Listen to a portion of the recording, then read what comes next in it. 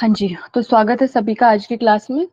तो हमने कल शुरू किया था दूसरे जो हमारा दूसरा पेपर है योगा का, उसका 9th यूनिट जो है योगाभ्यासों की अध्यापन विधि। उसमें और भी बहुत सारी चीजें हैं, कुछ-कुछ चीजें आप और जो आप यूनिट पढ़ोगे उसमें वो कवर हो जाएँगी। लेकिन जो मेन हमारा है उसमें हमें इसी बुक से पढ़ना है योगाभ्यासों की अध्यापन विधियाँ। तो हमने भूमिका कल कंप्लीट कर ली थी और पहला अध्याय पूरा कर लिया है, दूसरा भी शुरू किया था, तो आज हम दूसरा अध्याय पूरा कर लेंगे। ठीक है? तो आज हमें पढ़ना था आसन से, है ना? तो हमने क्या देखा था कि जो हमारे आसन की अलग-अलग प्रकार हैं, सॉरी आसन के प्रकार नहीं, योग के जो अलग-अलग प्रकार हैं जो इसमें दिए गए हैं। तो सबसे पहले क्या है उसमें आसन है, कि आसन क्या होता है? आसन शरीर संस्थितियों के विशेष प्रकार है, मतलब शरीर संस्थितियाँ मतलब शरीर के पोस्चर जिसे हम कहते हैं। क्योंकि आसन आप सभी जानते हैं, आपको क्या करना होता है, अलग-अलग प्रकार के पोज़ करने होते हैं। जैसे आप करोगे, मान लो उष्ट्रासन करोगे तो वो अलग तरीके से करोगे, उसमें शरीर का जो पोस्चर है वो अलग होगा। अगर आप पादहस्त आसन करोगे तो उसमें अलग होगा, ठीक है? तो आसन क्या होता है, शरीर संस्थितियों के विशेष प्रकार है जो मन और शरीर को स्थिर खिंचाव द्वारा स्थैर्य प्रदान करते हैं।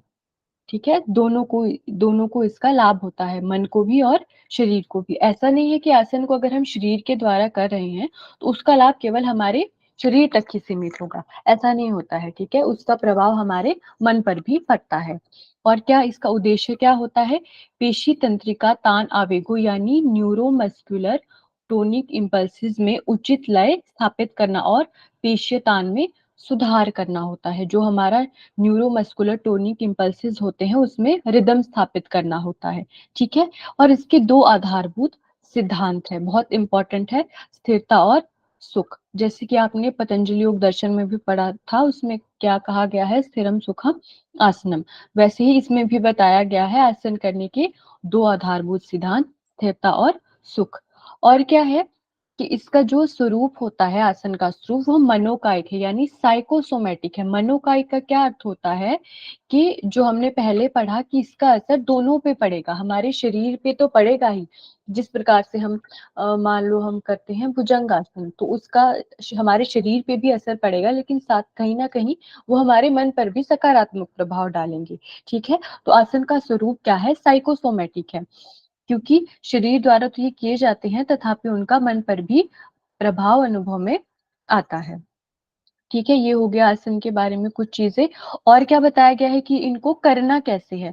पहले हमें बता दिए कि आसन होते क्या है, उसका प्रभाव कहाँ कहाँ पड़ता है। अब हमें बताया जा रहा है कि उसको करना कैसे है। तो हमें इसे आयास रहित ढंग से करना है, सुखद अवधि तक ही बनाए रखना है। आयास रहित ढंग का मतलब होता है कि बिल्कुल ऐसे जोर जबरदस्ती से नहीं करना है, जितना आप आसानी से कर सकते हो उतना ही करना है। मान लो किसी का कोई शीर्ष आसन की प्रैक्टिस कर रहा है, तो वो पूरी तरह से अगर नहीं कर पा रहा है, वो दीवार के सहारे भी कर लेता है, तो ठीक है, वो ऐसे उसको कोशिश नहीं करनी है कि वो बिल्कुल ही बिना दीवार के सहारे पहले ही दिन से करने लग जाए, ठीक है? और सुखद अवधि तक बनाए रखना है, मतलब जितनी अवधि तक आपका शरीर स्थिर है, सुखी है, तब तक ही आपको करना है। ऐसा नहीं है आप बिल्कुल पसीने छूट रहे हैं, आप बिल्कुल काँप रहे हो, आपको दर्द हो रही है, आपकी पेशियाँ खींच रही हैं, तो ऐसा अगर होता है तो आपको आपको वहीं पे उसको स्टॉप कर देना है, ठीक है? और क्या बोला जाता है कि आसन करते समय झटके नहीं देने चाहिए और आसन अभ्यास से अनुचित शांति नहीं आनी चाहिए। मतलब किसी भी आसन को अगर हम करते हैं, चाहे वो बहुत साधारण आसन है, बहुत आसान आसन है या कोई कह सकते हैं एडवांस है, ठीक है? तो उसको ऐसे नहीं करना है कि बिल्कुल आप झटके दे रहे हैं कि आप पहले ही दिन में लगा लो कोई आसन, ऐसा नहीं करना है। और ऐसा भी नहीं होना चाहिए कि आप बिल्कुल से बहुत ज़्यादा थक जाओ, क्योंकि थोड़ी बहुत थकान तो होती है, पसीना भी आएगा, थोड़ी बहुत थकान भी होगी किसी चीज़ की प्रैक्टिस अगर आप करोगे। लेकिन अगर आपको बहुत ज़्यादा अनावश्यक थकान हो रही है, तो ऐसा नहीं होना चाहिए। तो आपको बहुत आसानी से करना है, ठीक है? और क्या बोल बोल रहे हैं? फिर इसमें बताया गया है आसनों का वर्गीकरण, कि आसनों को कौन से भागों में वर्गीकृत किया गया है। तो जैसे अभी हमें निष्ठा जी ने भी बताया, उन्होंने तो पूरा ही बता दिया जितना हमें आज पढ़ना था, तो आपके लिए ईज़ी हो गया होगा। तो पहला है हमारा ध्यान धारणात्मक आसन, दूसरा है संवर्धनात्मक और तीसरा है शिथिलात्मक। आपको इन तीनों के नाम याद रखने हैं और ये भी याद रखना है कि ये कौन से आसन होते हैं। वैसे तो नाम से इसमें स्पष्ट हो रहा है जैसे ध्यान धारणात्मक है, मतलब ध्यान से संबंधित है, ध्यान धारणा से। ठीक है, तो पहला देख लेते हैं ध्यान धारणात्मक। ये कैसे आसन होते हैं जो बैठकर करने के होते हैं। ठीक है, जो बैठकर करने वाले जितने भी आसन आते हैं वो हमारे ध्यान धारणात्मक होते हैं। ठीक है, इनको हम इंग्लिश में बोलते हैं मेडिटेटिव, है ना। और क्या होता है, इससे शरीर स्थिर और सुखद स्थिति में रहता है। जो हमारा शरीर है वो स्थिर रहता है और सुखद स्थिति में। जैसे मान लो सुखासन हो गया, पद्मासन हो गया, अर्ध पद्मासन हो गया, ये सारे क्या है, ध्यान धारणात्मक आसन है ना। हाथों और पैरों के विविध विन्यासों से विभिन्न ध्यान धारणात्मक आसन किए जाते हैं। इन आसनों की विशेषता क्या है, ये आपको याद रखनी है।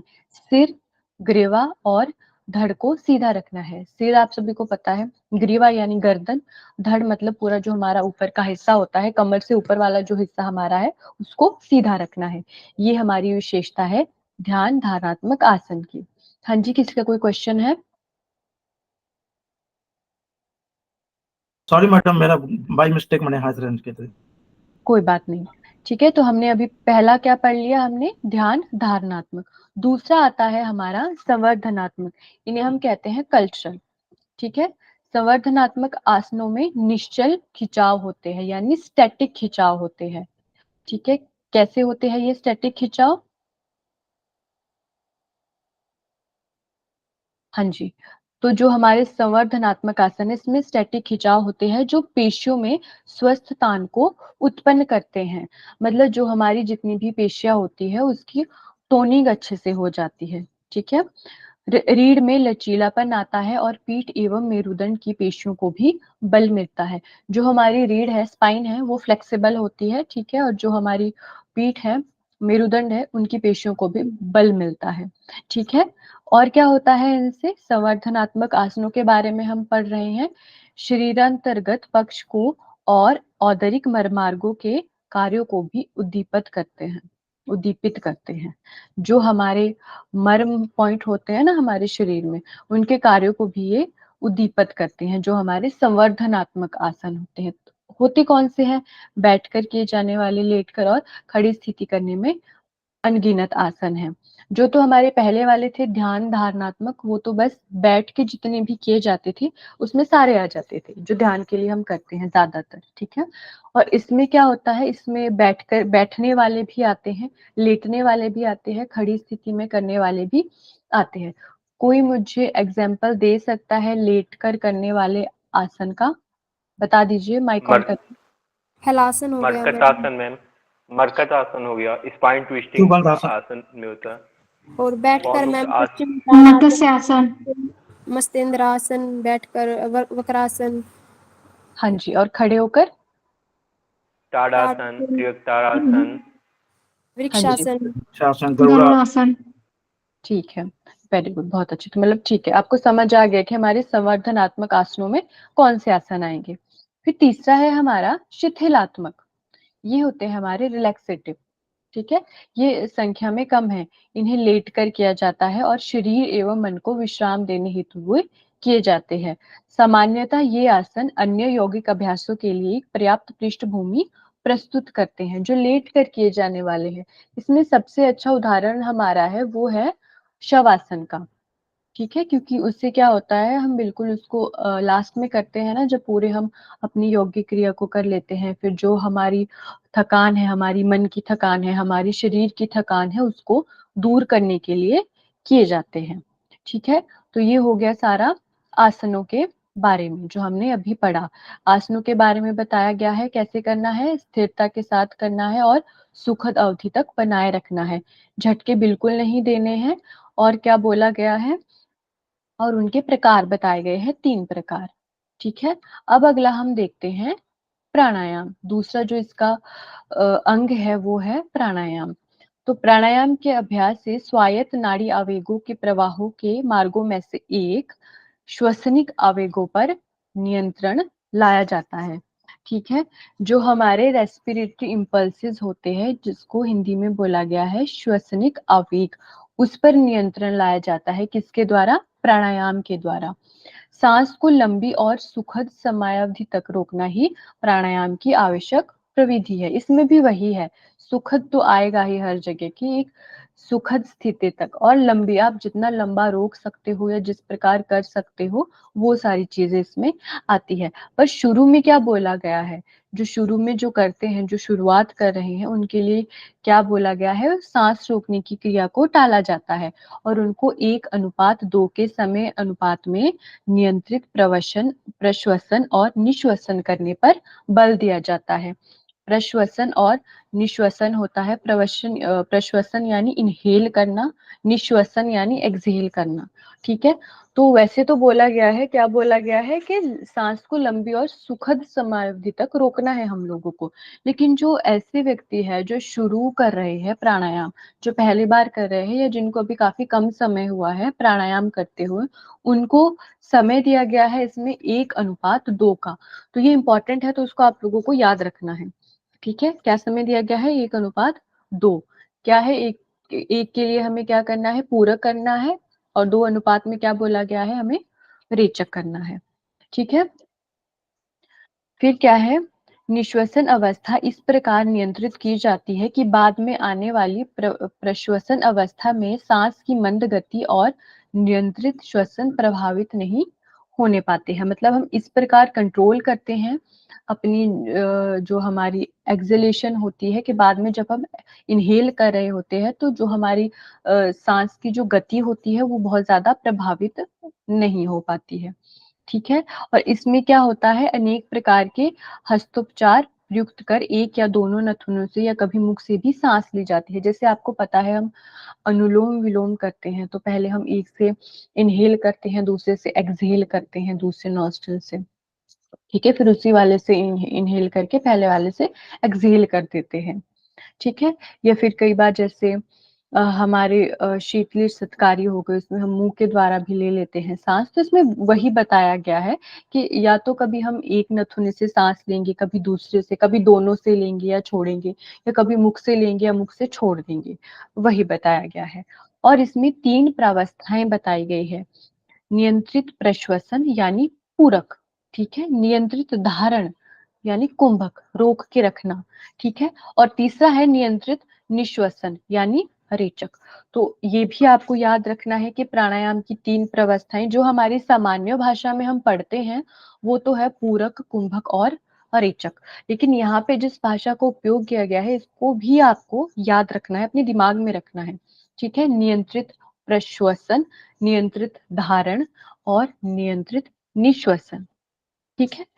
और क्या है इसका मुख्य हेतु? स्वायत्त तंत्रिका तंत्र यानी ऑटोनॉमिक नर्वस सिस्टम पर नियंत्रण प्राप्त कर मानसिक कार्य को प्रभावित करना है। जो हमारा स्वायत्त तंत्रिका तंत्र होता है, जिसको हम एएनएस बोलते हैं, ऑटोनॉमिक नर्वस सिस्टम, उसको क्या, उस पे नियंत्रण प्राप्त करना होता है प्राणायाम का काम, ताकि हमारे जो मानसिक कार्य जितने भी होते हैं वो बहुत अच्छे से हो सके, उसमें कोई बाधा ना आए। ठीक है। प्राणायाम उच्च यौगिक अभ्यास जैसे ध्यान में उपयोगी होता है।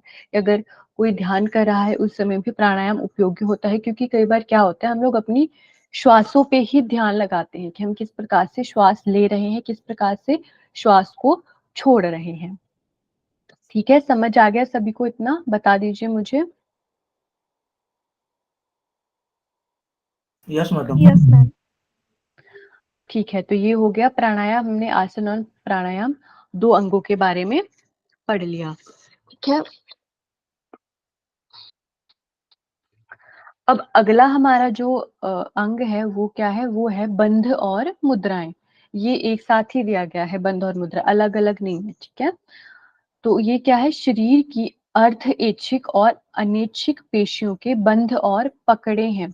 अर्ध ऐच्छिक और अनैच्छिक, अनैच्छिक पेशियां होती है हमारी इनवॉलेंट्री मसल, जैसे हमारी कार्डियक मसल हो गई, हमारे डाइजेस्टिव सिस्टम की मसल्स हो गई, है ना, ये उसके लिए दिया गया है। या जो अर्ध ऐच्छिक और अनैच्छिक पेशियां हैं, ठीक है, उनके लिए है ये। क्या इनके कार्य होते हैं? बंध और मुद्रा किस प्रकार से हमें लाभ देती हैं? जो हमारे मर्म अंग होते हैं उनको रक्त सुलभ कराते हैं, मतलब वहां पे जो हमारा ब्लड सर्कुलेशन है वो अच्छे से होता है, ठीक है। रक्त परिसंचारण और पोषण दबाव न्यूनाधिक कर सुधारते हैं, स्वास्थ्य एवं मानसिक धैर्य बनाने में योगदान देते हैं, ठीक है। सबसे पहले तो जो हमारे मर्म अंग है उनको, उनमें क्या होगा, ब्लड फ्लो बहुत अच्छे से होगा और रक्त परिसंचरण होगा। फिर क्या होगा, इससे जो हमारा मानसिक स्थैर्य है वो अच्छे से बना रहेगा, मतलब वो मानसिक स्थिरता रहेगी एक प्रकार से, ठीक है। और क्या बोलते हैं, प्राणायाम में उपयोग करने के आधार पर बंध और मुद्राओं में भेद किया जाता है ना। प्राणायाम में प्रयुक्त मुद्राएं प्राय बंध कहलाती है क्योंकि वे बांधती है ना, और विशिष्ट नाड़ी क्रिया को किसी विशिष्ट दिशा में या स्थान को भेजती है। और इसमें जो इम्पोर्टेंट चीज है जो याद रखनी है आपको, क्या है, जालंधर बंद और उद्यान बंद। इसमें दो ही बंदों का उल्लेख किया गया है, तीसरा बंद नहीं बताया गया है, चौथा नहीं बताया गया है, महाबंद, ठीक है, दो ही बोले गए हैं। तो आपको ये याद रखना है। अगर आपसे पूछेंगे कि उस पुस्तक के अनुसार कौन कितने बंद बताए गए हैं, तो उस टाइम ज्यादातर जिन्होंने पढ़ा नहीं होगा वो गलत उत्तर टिक कर सकते हैं, लेकिन आपको याद रखना है कि इसमें दो ही बोले गए हैं, जालंधर और उद्यान, ठीक है। कुछ आसनों को मुद्रा कहते हैं क्योंकि उनके विशिष्ट प्रभाव और मार्ग है जिनसे प्रभाव उत्पन्न होते हैं, ठीक है। तो ये हो गया हमारा बंध और मुद्राओं के बारे में। जो हमारी इन्वोलेंट्री मसल्स है उनकी ये बंध और पकड़े है, इससे हमारे क्या होता है, जो हमारे मर्म अंग है उनमें ब्लड सर्कुलेशन बहुत अच्छे से होता है, और इससे क्या होगा, हमारा मानसिक स्थैर्य बना रहेगा, ठीक है। इसमें दो ही महत्वपूर्ण बंद बताए गए हैं हमारे, जालंधर बंद और उद्यान बंद। तो आपको इनको भी याद रखना है कि इसमें दो ही चीजें बताई गई है, ठीक है। अब आती है हमारी अगली क्रियाएं। हाँ जी, कोई कुछ बोल रहे हैं? मैम इसकी फर्स्ट लाइन दोबारा से बता दो मैम, अर्ध ऐच्छिक अनैच्छिक वाली। हाँ जी, बता रही हूँ। देखो, आपने अभी आपकी एनाटॉमी फिजियोलॉजी हो गई है शुरू क्लासेस? मैम वो चैप्टर्स फिनिश हो गए, मतलब वो यूनिट कंप्लीट हो गई है। अच्छा, वो कंप्लीट, उसमें पढ़ा होगा ना आपने, हमारी वोलेंट्री मसल्स होती है, इनवोलेंट्री मसल्स होती है, पढ़ा यस था? मैम। Yes ma'am. तो ये वही बताया गया है। जो हमारी अनैच्छिक पेशियां होती है, अनैच्छिक मतलब एक होती है ऐच्छिक जो इच्छा से होता है, अनैच्छिक हो गया बिना इच्छा के, मतलब इनवोलेंट्री जो हमारी इच्छा से काम नहीं करेगा। तो जो हमारी इनवोलेंट्री मसल्स होती है ये उसके लिए होती है, बंद और नहीं पढ़ा मैम। अच्छा, अर्धैच्छिक नहीं पढ़ा, अर्धैच्छिक को होगा, एग्जाम्पल तो मुझे भी याद आ नहीं रहा इसका, मैं ये आपको कल बता दूंगी कि अर्धैच्छिक होगा कि कुछ वो खुद से काम करेंगी अपनी इच्छा से, कुछ आप अपने तरीके से उनको काम करवा सकते हैं। हैंड मैम, हैंड मसल्स जो हमारे हाथों की मसल्स होती है उसमें हम अपनी इच्छा से कराती है, इंग्लिश में वॉलेंट्री मसल्स बोली जाएंगी आई थिंक। हाँ जी, वो तो ऐच्छिक हो गई ना, यहाँ पे अर्ध ऐच्छिक लिखा है, मतलब मैम अर्ध ऐच्छिक जैसे कि हमारे जो कुछ स्पाइन की रहती हैं उसमें हमारा कुछ हद तक के प्रभाव रहता भी है और कुछ नहीं भी रहता। हम पूरे स्पाइन की मूवमेंट को कंट्रोल नहीं कर सकते हैं, उसमें नर्व वगैरह रहती, तो वो दोनों में आते हैं। अच्छा, ठीक है, थैंक यू आपका बताने के लिए, तो नहीं, समझ में बहुत मैडम ने ये निशा ठीक है, बहुत अच्छा बताया मैडम ने। जैसे मैडम कुछ अग्नि है, कहीं हम टच करते हैं ना, हाँ तो जी, जो हमारी संवेदनाएं हैं it is taking from the spinal cord, जो हमारे कम्युनिकेशन होता है ब्रेन को, स्पाइनल से होता है। जैसे हम कुछ मतलब हम टच कर देते हैं, कहीं करंट का है, कहीं अग्नि का है, उसमें सबसे जो फास्ट कम्युनिकेशन होता है थ्रू उबलंगंटा और पोन्ज, मतलब स्पाइनल कॉर्ड, जैसे मैडम बता रहे हैं। तो उसमें ये मतलब ऐच्छिक अनैच्छिक दोनों आ जाएगा। एक बार जब हमने अपना हाथ हटा लिया, जैसे हम कहीं कुछ ऐसा टच करके हटा लिया, तो वो हाँ तो मतलब ये हो गया अनैच्छिक, आप बोल सकते हैं। बाद में वो अच्छिक होगा, तो दोनों के बीच को मतलब ये बोलते हैं जो अनैच्छिक ऐच्छिक के बीच का है अवस्था।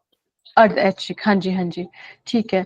थैंक यू, आप दोनों का बहुत बहुत धन्यवाद। समझ आ गया जो पूछ रहे थे अर्ध ऐच्छिक और अनैच्छिक के बारे में? जी मैम, ठीक थैंक है, यू मैम। हाँ जी। चलिए, फिर अगला जो हमारा पॉइंट है वो क्या है, क्रियाएं। क्रियाएं कौन सी? शुद्धि प्रक्रियाएं, है ना, जिन्हें 6 भागों में वर्गीकृत किया गया है, इसलिए इन्हें क्या कहते हैं? षट क्रियाएं कहते हैं। अब मुझे ये बताओ कि अष्ट क्रियाएं कौन से हठ योगी ग्रंथ में दी गई है? हठ हठ रत्नावली में मैम। हठ रत्नावली में मैडम, हाँ वहाँ जी, पर वेरी विकेंद्रीकरण है। नहीं सॉरी, वो तो आसन हो गया। Just I forget madam name. चक्री है वहाँ पे। चक्री है मैम, चक्री। चक्री कर्म है वहाँ पे एक और। ठीक है, वेरी गुड। फिर इसमें कौन कौन सी दी गई है षट क्रियाएं? वही होगी धौती, बस्ती, नेति, त्राटक, नौली और कपालभाति। इनको भी आपको याद करना है। वैसे ये याद ही होंगे, लेकिन फिर भी सीक्वेंस इसका याद रख लेना है आपको, है ना। तो ये यहाँ पे 6 हमारे पास षट क्रियाएं दी गई है, जो कि शुद्धि प्रक्रियाएं होती है, जो हमारे कह सकते हैं जो हमारा अंदर का होता है ना, पूरा हमारे मुंह से लेकर हमारे एनस तक उसकी क्लींजिंग करती है। ठीक है, ये क्रियाएं विविध अंगों तथा तंत्रों के ऊतकों का समायोजन क्षेत्र बढ़ाती हैं तथा उनकी प्रतिक्रियाशीलता का स्तर ऊपर उठाती है। मतलब जितने भी हमारे अंग हो गए या ऊतक, जो हमारे तंत्रों के ऊतक ऊतक होते हैं, हमारे टिश्यूज को ऊतक बोला जाता है। ठीक है, उसका समायोजन क्षेत्र बढ़ाएंगी और क्या, जो उनकी प्रतिक्रियाशीलता है उनको भी ऊपर उठाती है कि किस प्रकार से हमारे टिश्यूज प्रतिक्रिया कर रहे हैं। ठीक है, और विविध प्रतिक्षेपों यानी रिफ्लेक्सेस पर नियंत्रण लाती हैं और मनुष्य शरीर क्रियात्मक संतुलन प्रस्थापित करती है। ठीक है, जितने भी हमारे रिफ्लेक्सेस है उस पर कंट्रोल आता है। किसके द्वारा कंट्रोल होता है? क्रियाओं के द्वारा। तो ये भी आपसे पूछा जा सकता है। आपको ऑप्शन दे देंगे कि निम्नलिखित में से कौन से योगाभ्यास के द्वारा जो हमारे रिफ्लेक्सेस है उस पर नियंत्रण लाया जाता है। ठीक है, तो उसका हमारा सही उत्तर होगा शुद्धि प्रक्रिया। ठीक है, और होता क्या है, इसके माध्यम क्या क्या है? क्रियाओं की शुद्धि करने के माध्यम वायु, जल, घर्षण और चालन गतियां हैं। और इससे शुद्ध कौन कौन से हमारे क्षेत्र, शरीर के कौन से क्षेत्र हमारे शुद्ध होते हैं? नासा हो गया, ग्रसनी, मुख, कपाल, जठर, ग्रसनी, ग्रसनी 2 बार आ गया, ये गुदा होगा, गुदा, मलाशय और आंत। ये सारे जो हमारे शरीर के अंग हैं, ये सारे इससे शुद्ध होते हैं हमारी शुद्धि प्रक्रियाओं से। ठीक है, तो ये था सारा शुद्धि प्रक्रियाओं के बारे में। अगला क्या है हमारा? अगला जो हमारा पॉइंट है वो है ध्यान। ठीक है, तो ध्यान क्या होता है? मन की वृत्तियों पर नियंत्रण करने का अभ्यास, जिसका प्रारंभ कहाँ से हम करते हैं? बाह्य वस्तुओं से ज्ञानेंद्रियों को हटाते हुए बाह्य पर्यावरण को पूर्णतया विस्मृत करना होता है। शुरू कहाँ से करेंगे हम ध्यान?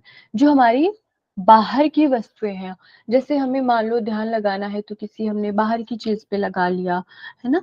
जैसे किसी आवाज पे लगा लिया कि हमारे आसपास की आवाज, कौन सी आवाजें आ रही है उन सबको सुनेंगे हम, या कोई चीज है हम उस पे उसको ध्यान लगाएंगे कि कोई हमारा समझ लीजिए कि कोई हमारे पास पालतू जानवर है, उसको उस पर ध्यान लगाएंगे कि उसको ध्यान से देखेंगे। ठीक है, तो मतलब क्या है हमारा, हम बाहरी वस्तुओं से अपनी जो ज्ञानेंद्रिय है उनको हटाते हुए जो हमारा बाहरी पर्यावरण है उसको पूर्णतः विस्मृत करना होता है कि वो पूरी तरह से हमारे उससे चला जाए। ठीक है, और इसकी अनगिनत प्रविधियां होती है। यह एक मग्न होने की प्रक्रिया है जिसमें व्यक्ति अपना ध्यान किसी एक वस्तु पर, ध्वनि, विचार या अनुभव पर लगाने का प्रयास करता है। तो ध्यान हम वस्तु पर भी लगा सकते हैं, ध्वनि पर भी लगा सकते हैं, कोई एक विचार हो गया, ये कोई अनुभव है हमारा, ठीक है, उस पर जो व्यक्ति है अपना ध्यान लगा सकते हैं। तो यहाँ पे बताया गया है किस किस चीजों पर ध्यान लगाया जा सकता है हमारे द्वारा। ठीक है, ये इंपॉर्टेंट है कि ध्यान एक महान प्रशांतक है। प्रशांतक क्या होगा? महान प्रशांतक मतलब कि ध्यान के द्वारा हम एक बहुत अच्छी स्टेट पर पहुंच सकते हैं जिससे हमारे मन को पूर्णतया शांत मिल जाए। वो हो जाएगा हमारा महान प्रशांतक, कंप्लीट पीस। ठीक है, फिर भी आसन और प्राणायाम में पर्याप्त सिद्धता प्राप्त किए बिना ध्यान का अभ्यास प्रारंभ करना सुरक्षित नहीं होता। बहुत अच्छी चीज यहाँ पे बोली गई है, आप सभी को भी पता है। अगर हमें शुरुआत करनी है तो एक निचले स्तर से हमें ऊपर की ओर जाना होता है। ध्यान तो हमारी बिल्कुल अंतिम की अवस्था आ गई, वो बिल्कुल लास्ट में है। तो ऐसा नहीं है कि आप सभी को तो पता है, क्योंकि योग से जुड़े हो, कई लोग को नहीं पता होता है तो वो सीधा क्या है कि कुछ सुन लिया उन्होंने ध्यान के बारे में तो वो सीधा बस ध्यान लगाने बैठ जाते हैं। तो इससे ना ध्यान लगता है और ना ही उल्टा उनको और कुछ नुकसान हो सकता है। तो शुरुआत कहाँ से करनी है?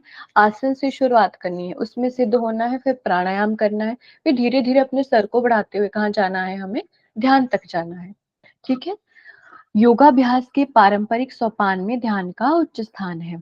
ध्यान का आधारभूत सिद्धांत आंतरिक आत्मज्ञान है। तो इसका आधारभूत सिद्धांत क्या हो गया हमारा?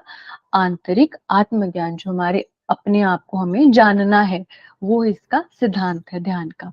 ठीक है, ये सब हो गया हमारे ध्यान के बारे में।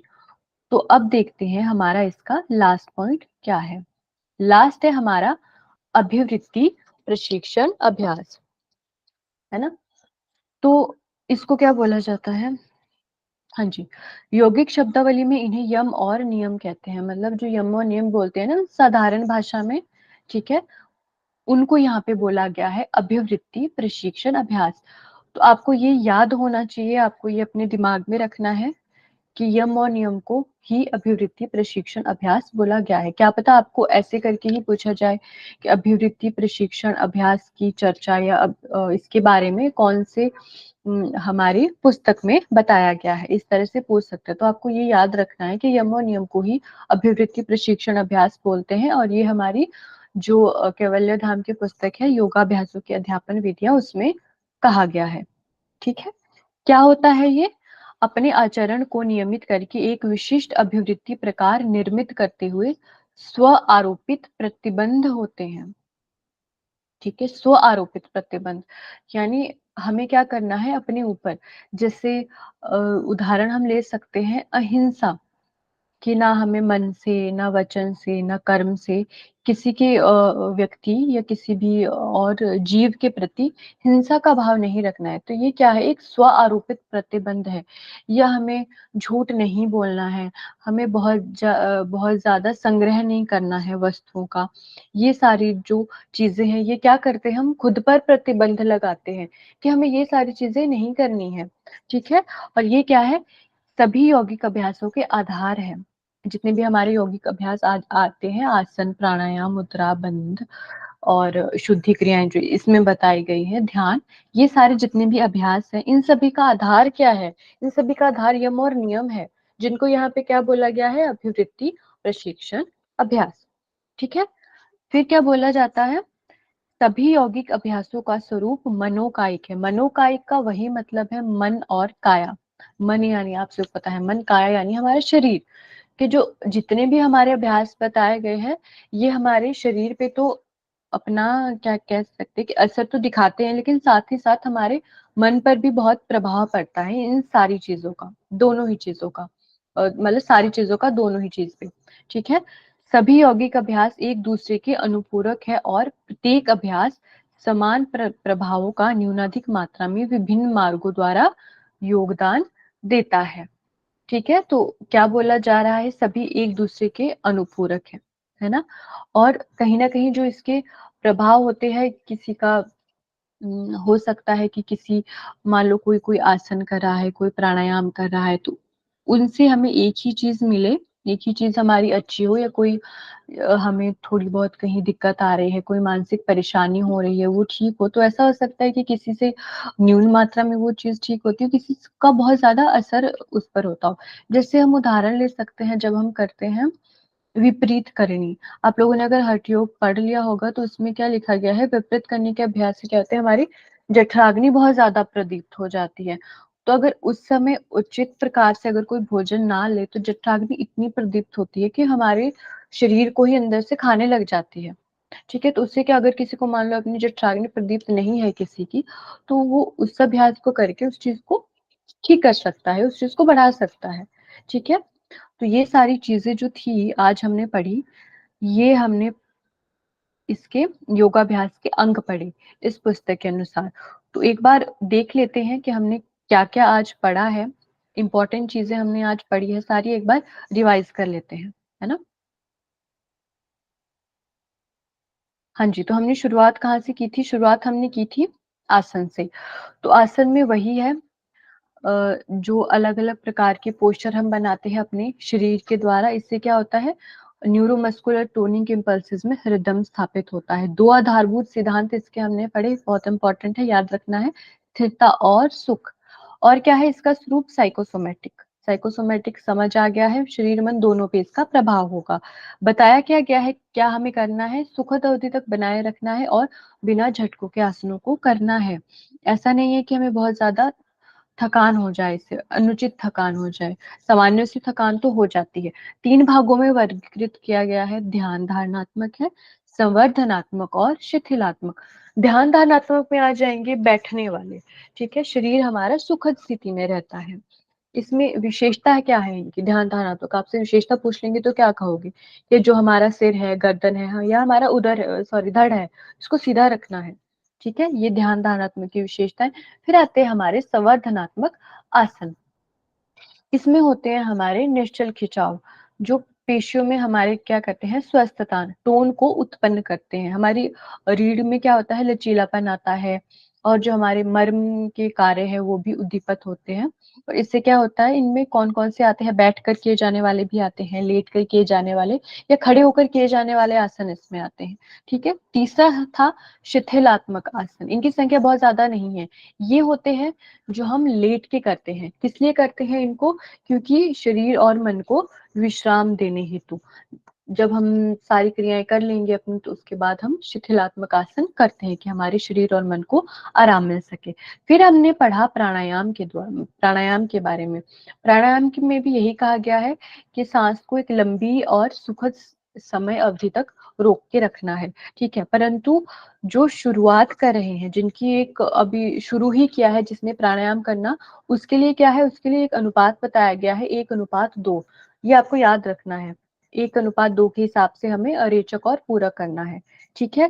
फिर क्या है? इसमें वही चीजें बताई गई कि हम अलग अलग प्रकार से कर सकते हैं। कभी एक नथुने से सांस ले लिया, कभी दोनों से छोड़ लिया, राइट से छोड़ा, लेफ्ट से लिया, या फिर मुंह से सांस ली, मुंह से सांस छोड़ दी। जिस प्रकार के आपको पता है, अलग अलग प्रकार के जो प्राणायाम होते हैं।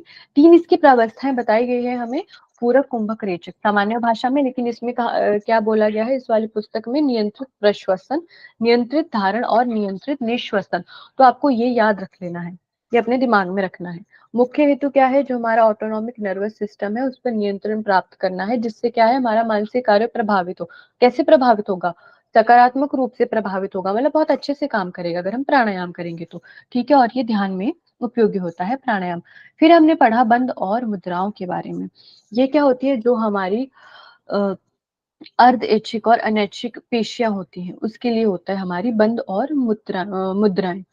ये क्या होते हैं? जो हमारे मर्म अंग होते हैं, उनको रक्त सुलभ करवाती है। इनमें उसमें बहुत अच्छे से ब्लड सर्कुलेशन होता है। इससे हमारा मानसिक स्थैर्य भी बना रहता है, ठीक है। प्राणायाम में भी उपयुक्त की जाती हैं मुद्राएं, ठीक है। यहाँ पे 2 ही हमें महत्वपूर्ण बंद बताए हैं, जालंधर बंद और उद्यान बंद। तो ये इंपॉर्टेंट हो जाता है क्योंकि इसमें 2 ही बताए गए हैं, तो ये भी आपको याद रखना है, ठीक है। फिर हमने पढ़ा शुद्धि क्रियाओं के बारे में। इसमें 6 शुद्धि क्रियाएं हैं। कौन सी? धोती, बस्ती, नेति, त्राटक, नौली और कपालभाति, ठीक है। ये क्या करती है? हमारे रिफ्लेक्सेस पर नियंत्रण लाती है और मन और शरीर में जो एक अच्छे प्रकार का संतुलन स्थापित करती है, ठीक है। इससे क्या क्या हमारा जो अंग है, कौन से साफ होते हैं? नासा हो गया, ग्रसनी, मुख, कपाल, जठर, गुदा, मलाशय और आंत। ये सारे जो हमारे शरीर के अंग है, ये इससे साफ हो जाते हैं, ठीक है। फिर हमने उसके बाद पढ़ा ध्यान के बारे में। ध्यान में क्या होता है कि हम किसी भी शुरुआत जब हम ध्यान की करते हैं, तो हम बाहर की जो वस्तुएं हैं, उससे अपनी ज्ञानेंद्रिय को हटाते हुए जो पूरा पर्यावरण है बाहर का, उसको विस्मृत कर देते हैं, ठीक है। पूरी तरह से उसको कह देते हैं कि धुंधला कर देते हैं, या धीरे धीरे गायब कर देते हैं। मतलब ये बोलने के लिए एक लाइन है, लेकिन इसको करने में बहुत ज्यादा समय लग जाता है, ठीक है। और इसमें क्या होता है? व्यक्ति या तो किसी वस्तु पे अपना ध्यान लगाएगा, किसी ध्वनि पे, किसी विचार पे, या किसी अनुभव पे, ठीक है। वो आप सभी की इच्छा है कि आपको कैसे शुरुआत करनी है। शुरुआत हमेशा बड़ी चीजों से करनी है, बाहर से शुरुआत करनी है, बिल्कुल अपने अंदर ही ध्यान नहीं लगाना है, ठीक है। इसकी विशेषता क्या है? कि महान प्रशांतक है। महान प्रशांतक है मतलब बिल्कुल एक आपको शांति प्रदान करता है, मानसिक शांति प्रदान करता है ध्यान, ठीक है। लेकिन इसमें एक चीज का ध्यान रखना है कि सीधे हमें ध्यान ही नहीं करना है, हमें शुरुआत करनी है आसन और प्राणायाम से। जब आसन में दक्ष हो जाएंगे, प्राणायाम में दक्ष हो जाएंगे, बाकी क्रियाओं में दक्ष हो जाएंगे, उसके बाद हमें ध्यान का अभ्यास करना है सबसे लास्ट में। ठीक है, फिर आता है हमारा सबसे अंतिम जो है अभिवृत्ति प्रशिक्षण अभ्यास, यानी यम और नियम। ये क्या होते हैं? वही स्व आरोपित प्रतिबंध है ना, मतलब हमने खुद पे लगाया है कि हमें जो जो चीज नहीं करनी है, अहिंसा, सत्य, अस्तेय, ब्रह्मचर्य, अपरिग्रह। ठीक है, ये सारी चीजें आ जाती है हमारे शौच, संतोष, तप, स्वाध्याय, ईश्वर प्रणिधान, ये सारे यम नियम है।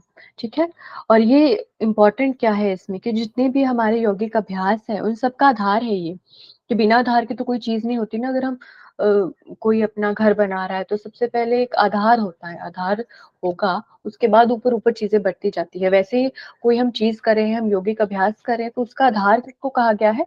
यम और नियम को कहा गया है ना।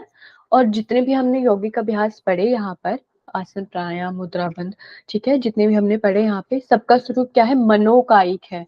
मतलब मन पे भी असर डालेगा और हमारे शरीर पे भी असर डालेगा, दोनों पे असर डालेगा। ठीक है, सारे अभ्यास एक दूसरे के अनुपूरक है ना। इतना हमने आज पढ़ लिया है, तो ये हमारा यहाँ पे दूसरा अध्याय भी कंप्लीट होता है।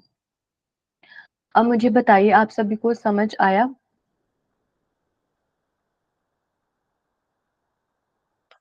जी मैम। मैडम अभी आपने बताया ना सारे अभ्यास एक दूसरे का अनुपूरक होते हैं, मतलब अनडिपेंडेंट होते हैं क्या? अनुपूरक का मतलब आप इस तरह से समझ सकते हो ना कि जैसे कहते हैं ना कि हम, मान लो हम कोई जैसे आसन करे हैं, ध्यान धारणात्मक वाला आसन कर रहे हैं हम। ठीक है, तो उसमें हम कई प्रकार से, कई बार हम उसमें क्या करते हैं? मुद्रा लगाते हैं। जैसे हमने ज्ञान मुद्रा लगा ली, तो हम साथ साथ वो चीजें कर रहे हैं, तो दोनों एक दूसरे के अनुपूरक है कि ये भी हम कर रहे हैं, हम आसन भी कर रहे हैं, हम प्राणायाम भी कर रहे हैं, हम षट क्रियाएं भी कर रहे हैं, या फिर कोई और चीज भी हम साथ में कर रहे हैं, ये सारी चीजें। ठीक है, ओके मैडम। हाँ जी, तो रिकॉर्डिंग ऑफ कर लेते हैं, उसके बाद डिस्कशन करेंगे। क्लोजिंग प्रेयर कोई करवा दीजिए।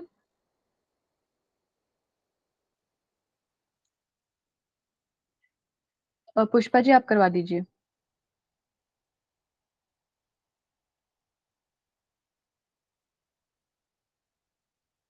सौरभ जी, आवाज आ रही है? जी मैम। जी मैम। आप क्लोजिंग प्रेयर करवा दीजिए। ठीक है मैम।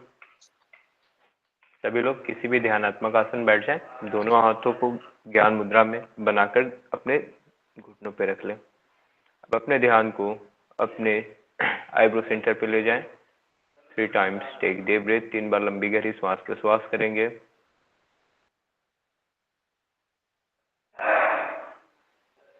3 टाइम्स ओम।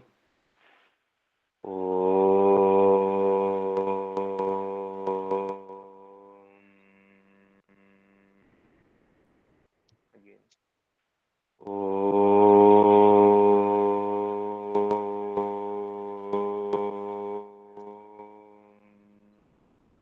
Again.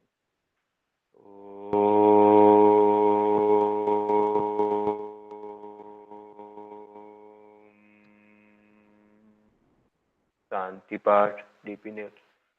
ओम द्यौ शांति, अंतरिक्ष शांति, पृथ्वी शांति, श्रापः शांति, सधयः शांति, वनस्पतयः शांति, स्वदेव शांति, ब्रह्म शांति, सर्वं शांति, शांतिदेव शांति, सामा शांति रेधि।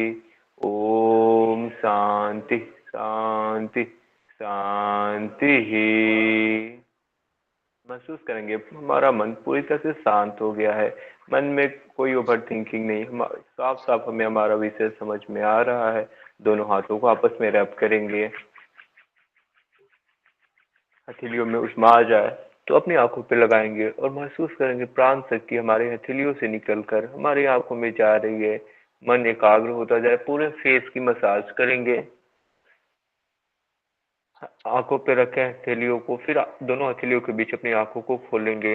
हरिओम तत्सत आप सभी को। धन्यवाद सौरभ जी।